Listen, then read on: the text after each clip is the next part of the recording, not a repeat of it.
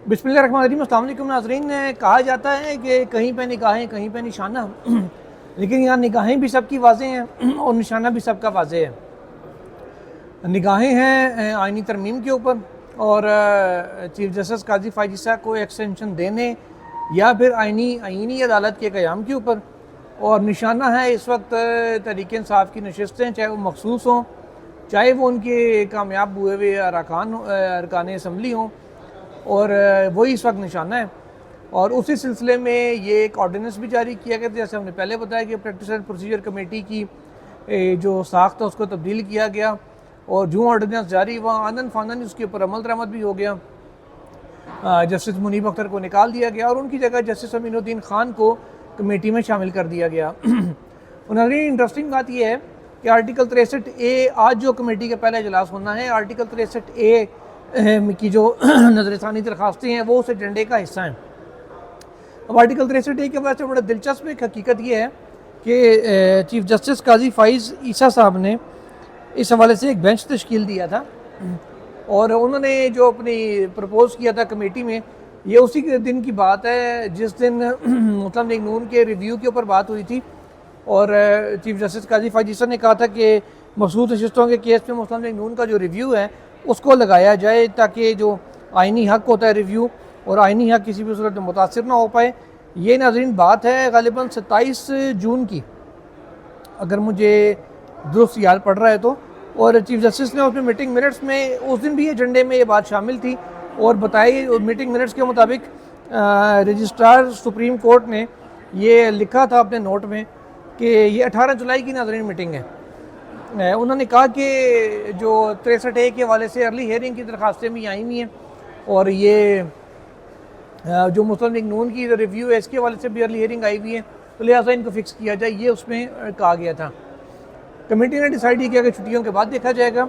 Chief justice ने एक bench propose किया था उसमें, वो बड़ा इंटरेस्टिंग बेंच है।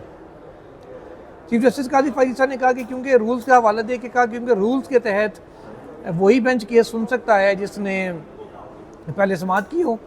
उसके 2 मेंबरान इस वक्त मौजूद हैं, जस्टिस मुनीब अख्तर जिन्होंने फैसला तहरीर किया, और जस्टिस जमाल मंदखेल जिन्होंने उस फैसले से इख्तलाफ किया था। उसके अलावा उन्होंने कहा कि बाकी जो जजेस हैं वो रिटायर हो गए और सुप्रीम कोर्ट में इस वक्त नहीं है, लिहाजा जो मेरे अलावा, यानी कि चीफ जस्टिस ने कहा मेरे अलावा जो सीनियरिटी पे 3 जजेस आते हैं, जस्टिस मंसूर अली शाह, जस्टिस याहिया अफरीदी और जस्टिस अमीनुद्दीन खान, इन पर मुश्तमिल बेंच बना दिया जाए, तो 5 रुकनी बेंच होगा जो इस मामले का जायज़ा ले लेगा। अब नाज़रीन अगर इसी बेंच को लेके चला जाए तो कंपोजिशन क्या बन रही है वो देखें। मंसूर अली शाह साहब बेंच के हेड होंगे, अमीनुद्दीन खान उसके साथ बैठे होंगे जस्टिस मुनीब अख्तर, उनके इस तरफ बैठे होंगे जस्टिस याहिया अफरीदी, फिर बैठे होंगे जस्टिस अमीनुद्दीन खान, और इस तरफ बैठे होंगे फिर जस्टिस अपने जमाल मंदखेल साहब। अब मामला बड़ा इंटरेस्टिंग हो सकता है इसमें नाज़रीन, क्योंकि जस्टिस याहिया अफरीदी साहब की टेंडेंसी ये है कि नॉर्मली वो पूरे बेंच से हट के अलग लाइन के ऊपर जाते हैं। अगर इसमें भी ऐसा ही होता है, यानी कि एक हाइपोथेसिस है, एक थ्योरी है कि फ़र्ज़ करें अगर यही पहले तो एक ही चीफ जस्टिस इस बेंच पे कायम रहते हैं, यानी आज तो आज कमेटी इजलास में ये देखना है, अगर वो इसी बेंच में कायम रहते हैं, इसी के ऊपर चलते हैं और अमीनुद्दीन खान साहब इसको सेकंड कर देते हैं, तो फिर मामला इंटरेस्टिंग हो जाएंगे, फिर ये बेंच बन जाएगा, और चाहे शाह साहब मुखालफत भी करें तो 2-1 से बन जाएगा। चले बेंच बन जाता है, उसमें फिर होगा ये, अगर इन मुनीब अख्तर तो जाहिर है जस्टिस मुनीब अख्तर अपने फैसले के साथ खड़े रहेंगे, अपने फैसले पे कायम रहेंगे। जमाल मंदखेल साहब ऑलरेडी इख्तिलाफ कर चुके हैं, वो अपने ओपिनियन से अपने उस पर कायम रहेंगे। पीछे रह गए 3 जजेस। अगर मंसूर अली शाह साहब मुनीब अख्तर साहब की हिमायत में आ जाते हैं और कहते हैं कि जो अपने ये फ्लोर क्रॉसिंग की पोल्यूशन है इससे असम्बली को बचाना है और इस गंदगी से निकालना है, इसलिए वो अगर इस चीज़ पे कायम मुनीब अख्तर साहब के साथ रहते हैं कि वोट काउंट वाकई नहीं होना चाहिए ताकि डिफेक्शन से बचा जा सके और पार्टीज़ के अंदर एक डिसिप्लिन आ सके सियासत के अंदर, वो अगर इस चीज़ के ऊपर जाते हैं तो इसका इम्कान है कि वो जाएंगे भी, तो मुनीब साहब के साथ हो जाएंगे 2 लोग, और अमीनुद्दीन खान साहब अगर चले जाते हैं मंदखेल साहब के साथ और वो कहते हैं कि नहीं जनाब ये री राइट ऑफ द कॉन्स्टिट्यूशन है, जैसा उन्होंने हिंट अपना दिया री राइटिंग ऑफ कॉन्स्टिट्यूशन के हवाले से मखसूस नशिस्तों के केस में भी, तो कभी इम्कान है उन्होंने मंदखेल साहब के साथ ही जाना है। 2 उधर हो जाएंगे, पीछे रह गए यही अफरीदी साहब। अफरीदी साहब या आप गवर्नमेंट के जाएंगे मंसूर अली शाह साहब और मुनीब अख्तर साहब के साथ, या इधर जाएंगे। तीसरा ऑप्शन ये कि वो अपनी अलग लाइन पे चलते हैं।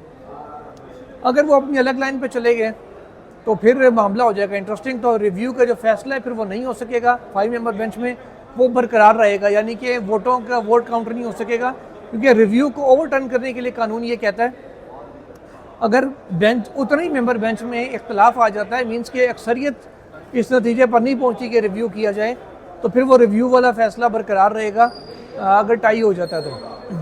अगर तो याहिया साहब अपना वज़न डाल देते हैं मुनीब साहब के पलड़े में तो फिर डेफिनेटली रिव्यू खारिज हो जाएगा। अगर वो डालते हैं अमीनुद्दीन खान साहब और मंदोखेल साहब के पलड़े में तो फिर रिव्यू हो जाएगा और फिर वोट काउंट हो सकेगा। भले बाद में डिस्क्वालिफिकेशन या डी सीट होते रहे बंदे, लेकिन 2/3 गवर्नमेंट की पूरी हो सकती है अगर उन्होंने PTI के कुछ बंदे तोड़ दें तो। इसके बरक्स अगर वो जैसे मैंने पहले बताया तीसरी रन लेते हैं तो फिर रिव्यू का फैसला बरकरार रहेगा। उस हवाले से जस्टिस याहिया अफरीदी का जो वोट है इस सारे मामले में वो बहुत क्रूशल है, वो बहुत अहमियत का हामिल है, वही काउंट करता है और वही देखेगा कि मतलब फ्यूचर मामले का क्या होता है। जैसे मैंने बताया था कि मकसद सारे का ऑर्डिनेंस लाने का 2/3 मेजॉरिटी गवर्नमेंट को देना था। इलेक्शन कमीशन ऑफ पाकिस्तान नशिस्तें अभी तक दे नहीं रहा, मखसूस नशिस्तें। जब वहाँ से मसला आ रहा है कि जी मखसूस नशिस्तें नहीं दी जा पा रही, तो फिर ये अल्टरनेट रास्ता अडॉप्ट किया गया, कानून फानून ऑर्डिनेंस के ज़रिए तरमीम करें, उसके बाद बहाल करें, सॉरी कमेटी में से अपनी मर्ज़ी का बेंच बना लें। बेंच बना के फिर फैसला अपनी मर्ज़ी का लिया जा सकता है। इस किस्म की सोच गवर्नमेंट के अंदर पाई जा रही थी, लेकिन आगे से उसको जितनी स्पीड में इम्प्लीमेंटेशन हुई तो लगता है कि आगे भी शायद यहाँ से भी तैयारी मुकम्मल थी। तो एक तो ये चीज़ आज देखने वाली। दूसरी इंटरेस्टिंग चीज़ आज होनी है अली गौहर बलोच साहब की। अब ये रूल्स का जो हवाला दिया गया था जिसमें कहा गया था रिव्यू सेम बेंच से सुनता है, लेकिन आज रिव्यू सेम बेंच के बरखिलाफ लगाया गया।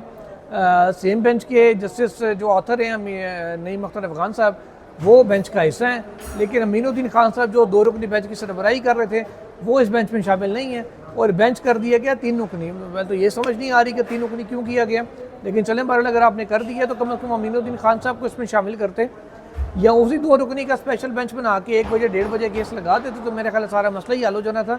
तो बिला वजह की कंट्रोवर्सी क्रिएट करने की इस तरह ज़रूरत ना पेश आती। और बहुत से लोग अब इसको तासुर ये दे रहे हैं कि जैसे क्योंकि लार्जर बेंच खुद से बड़ा बेंच बना दिया गया है तो जैसे ये नशीस अली को और बलोच साहब को दी जाएगी। पता नहीं वल्लाह आलम कोर्ट आज क्या करती है। 10वें नंबर पे ये केस लगा हुआ है, तो मेरा ख्याल है जब तक आप लोग ये वीडियो देख रहे होंगे तब तक शायद ये इसके ऊपर कोई डिसीजन भी आ जाए। रिव्यू अलाउ होता है या डिसमिस होता है, दोनों सूरतों में ये इसमें नोटिस होते हैं, उस हवाले से भी आपको आगाह करेंगे। अभी इसी दौरान मुझे सलमान अकरम राजा साहब जो सेक्रेटरी जनरल है पाकिस्तान तहरीक इंसाफ के, वो मुझे अभी सुप्रीम कोर्ट, क्योंकि मैं ऊपर हूँ, मुझे नीचे आते हुए वो नज़र आ रहे हैं, तो आप लोगों को शायद यहाँ से नज़र ना आ पा रहा, लेकिन मुझे आ रहे हैं, तो उनसे भी देखेंगे वो किस केस में आए हैं, उनसे कोई बातचीत भी इस हवाले से करेंगे। और ये भी आज कोशिश करेंगे जो कमेटी का इजलास है उसका एजेंडा क्या निकलता है। आज पहला इजलास है इस कमेटी का, वो आज क्या उससे आउटकम आती है, वो भी जो अपडेट हुई उससे भी आपको आगाह करेंगे। चैनल के साथ जुड़े रहिए इंशाल्लाह। मज़ीद तफसीलात के लिए आज हो सकता है 3 वीडियोज़ में आपसे मुलाकात हो। अल्लाह हाफिज़।